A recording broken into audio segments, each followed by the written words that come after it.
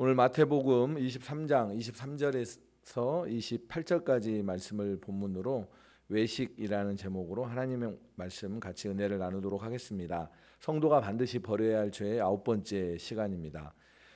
예수님이 활동하시던 그 당시 유대 사회의 종교 지도자들을 향해서 오늘 본문 23장 13절의 말씀처럼 화 있을진저 외식하는 서기관들과 바리새인들이여라고 선언을 하셨습니다.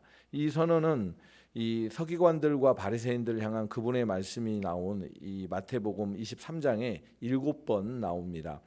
그들에게는 이와 같이 너희도 겉으로는 사람에게 옳게 보이되 안으로는 외식과 불법이 가득하도다라는 책망의 말씀이 떨어졌습니다. 오늘날의 그리스도인들도 이런 책망을 받아야 마땅합니다. 다른 사람들은 우리가 경건한 신자라고 생각하지만 실상 우리의 마음속에는 원한과 비판, 교만, 거짓, 다툼과 같은 죄가 가득한 것을 볼 수 있습니다. 이런 것을 가르쳐 예수님은 외식이라고 부르셨습니다. 외식은 경건하지 않으면서 경건한 척하는 것이며 다른 무엇보다 더 추악한 속임수와 같습니다. 왜냐하면 우리의 삶은 전혀 그렇지 않으면서 겉모습은 빛과 진리이신 하나님과 동행하며 그분을 위해 사는 경건한 모습으로 위장하기 때문입니다.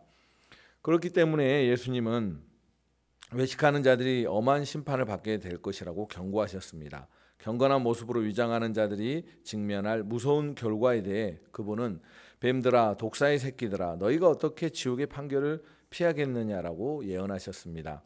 예수님의 경고의 말씀에 의하면 마귀는 예수님을 믿음으로 자기에게서 벗어난 성도들을 어떻게 해서든지 다시 자기에게 속하게 하려고 안간힘을 쓰고 있습니다.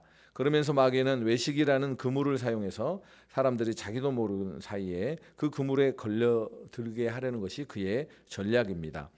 이런 마귀의 전략에 많은 그리스도인들이 걸려드는 것을 쉽게 볼 수 있습니다. 예수님을 구주로 아는 우리가 착각에 빠지기 쉽기 때문입니다. 우리는 자신이 성경을 통해 알게 된 하나님의 진리에 따라 예수님을 위해 살고 있다고 착각에 잘 빠집니다. 그렇게 되면 우리는 겉모습만 보여지는 신앙생활을 하게 됩니다. 우리는 예수님이 우리를 화목케 하셨다고 말하면서 사람들에게 화목을 전하지만 정작 우리 마음속에는 화목은커녕 원한과 비판적인 생각들로 가득 차 있을 때도 있습니다. 말씀을 전하면서도 말씀대로 살지 않는 우리에게 예수님이 외식하는 자여라고 책망하시지만 우리는 그분의 음성조차 듣지 못할 때가 많습니다. 예수님은 외식하는 바리새인들에게 화가 임할 것이라고 분명하게 선언하셨습니다. 주님의 제자라고 주장하면서도 자신의 십자가 지기를 거부한다면 그 화는 우리에게도 임하게 될 것입니다. 우리는 여러 가지 우리가 처한 궁핍과 부담과 고난의 상황에 대해 너무나도 쉽게 불평을 합니다. 심지어 아주 작은 것에 불쾌감을 느낄 때에도 너무 자주 불평합니다. 다른 사람들이 우리에게 불친절하게 대할 때, 또 질병과 같은 어려움이 닥칠 때도 투덜댑니다.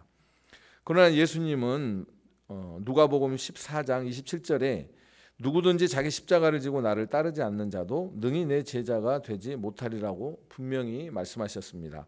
말씀을 아주 잘 전하는 능력으로 다른 사람들에게 많은 영적 유익을 주는 사람들이 있고 또 하나님의 나라를 위한 봉사와 기도에 많은 시간과 노력을 투자하는 사람들도 있습니다.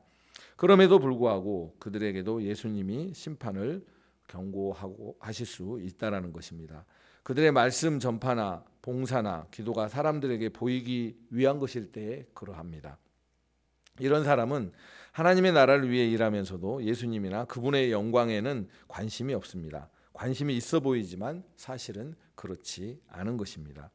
우리가 주님의 일을 했더라도 그분을 향한 사랑에서 우러나온 것이 아니라 내 자아를 만족시키거나 사람들에게 칭찬과 명예를 얻기 위해서 한 것이라면 겉모습과는 달리 우리 마음속 깊은 곳에는 이기적인 동기가 자리 잡고 있다라는 것입니다.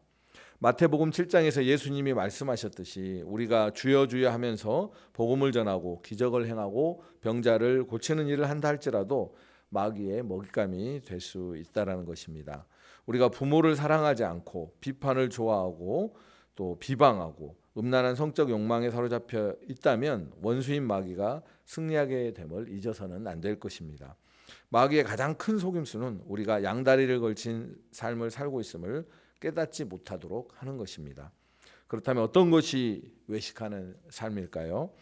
다른 사람들에게 성경의 교훈을 따라 살라고 가르치면서도 또 그렇게 기도하면서 막상 자신은 그 교훈을 실천하지 않는 것이 외식하는 것입니다. 헌신하고 기도하며 성경을 읽고 또 신앙적 교제를 나누고 심지어 해외 선교를 하더라도 신앙적 실천이 없다면 그게 바로 외식입니다. 이렇게 자만의 깊은 잠에 빠져 자신의 모습을 제대로 보지 못하는 자는 자기가 구원받았으니까 언젠가 천국에 갈 것이라고 믿지만 마귀는 그를 보며 비웃습니다. 대부분의 사람들은 복음을 전하면서도 자신은 실천하지 않는 경우가 참 많습니다. 이것은 충격적인 사실입니다. 우리는 정신을 똑바로 차려야 합니다. 외식하는 삶을 살아가는 것은 주변 사람들에게도 죄를 짓는 것입니다. 이런 일은 복음의 신빙성을 떨어뜨릴 뿐만 아니라 다른 사람들로 하여금 예수님을 만나지 못하도록 만듭니다. 이런 우리에게는 마태복음 24장 51절에 예수님의 경고의 말씀이 항상 맴돌아야 할 줄 믿습니다. 어미 때리고 외식하는 자가 받는 벌에 처하리니 거기서 슬피 울며 이를 갈리라. 예수님의 무서운 판결이 내려질 것이고 우리는 지옥 자식이 될 것입니다. 우리의 이 외식에 하나님은 아주 많이 진노하십니다. 날마다 그분의 말씀을 따라 살라는 계명을 어기는 것이기 때문입니다. 외식은 예수님이 심판의 대상으로 삼으시는 죄들 중에서도 아주 무거운 죄에 속한다는 사실을 기억해야 합니다. 그러므로 우리는 외식의 죄에서 벗어나기 위해 할 수 있는 모든 노력을 기울여야 할 것입니다. 그렇다면 외식의 죄에서 벗어나려면 어떻게 해야 할까요? 우선 우리 안에 있는 이 외식의 뿌리를 알아야 합니다. 예수님은 외형적인 경건은 가졌지만 외식에 빠져있는 바리새인들을 가리켜서 눈먼 인도자라고 부르셨습니다. 그들은 자신의 약점과 죄를 보지 못했고 자신이 완전하다고 생각을 했습니다. 우리는 자신이 훌륭한 그리스도인이라는 생각이 들 때마다 거룩한 의심을 품고 자기 자신에게 내가 외식하는 자는 아닌가라고 물어봐야 합니다. 외식의 죄에 빠지고 싶지 않다면 항상 예수님께 저를 주님의 빛 가운데에 놓아주세요. 제 삶에 더러운 것이 있다면 주님의 빛으로 드러나게 해주세요 라고 기도해야 합니다.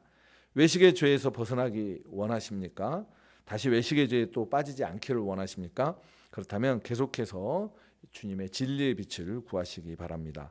우리의 눈먼 상태, 우리의 자만 그리고 우리의 잠자는 영혼을 보려면 우리의 눈이 먼저 떠져야 합니다. 자신의 죄를 보고 두려움을 느껴야만 비로소 도움을 받고자 예수님께 나아갈 것이기 때문입니다. 병자가 먼저 자기의 병을 깨닫고 인정해야 그 병을 치료받을 수 있는 것처럼 그렇지 않으면 의사에게 가지 않고 결국 병은 더 악화되고 만일 중병이라면 목숨을 잃게 될 수도 있다라는 사실을 알아야 합니다.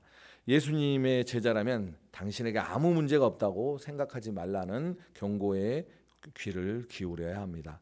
하나님이 보시기에 중한 죄임에도 경건의 모양에 가려 우리가 알아채지 못할 수도 있다는 것입니다.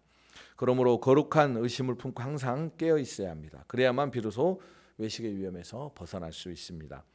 보통 우리는 생각과 말과 행동을 진리의 빛에 비춰보고 성경의 기준에 따라 아주 구체적으로 삶을 평가하면서 보통 우리는 자신의 겉모습과 또 속마음이 많은 차이가 있다는 것에 충격을 받곤 합니다. 그리고 이를 아는 것만으로 되었다고 착각하는 경향이 있습니다.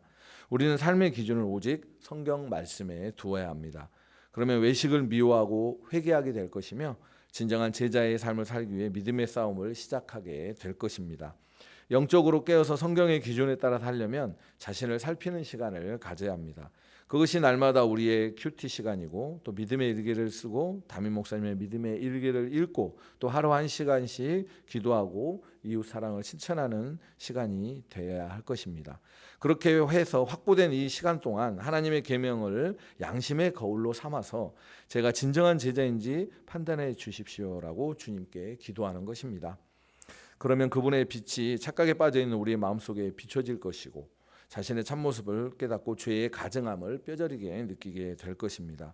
또한 주변의 믿음의 동역자 또 셀 식구들에게 당신의 눈에 비친 내 언행을 말해주고 내 잘못을 지적해 주십시오라고 부탁하는 것도 아주 큰 도움이 될 것입니다. 자신의 참 모습을 솔직히 알기 원하는 자만이 외식의 죄에서 벗어날 수 있습니다.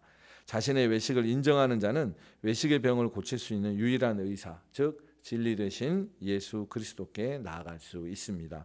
우리의 경건 생활 뒤에 숨어 있는 진실하지 못한 모든 것에서 벗어날 수 있는 확실한 방법, 그것은 예수님의 십자가 은혜를 믿음으로 받아들이는 것임을 믿는 그런 은혜가 있기를 예수님 이름으로 축원합니다. 이 시간 기도하는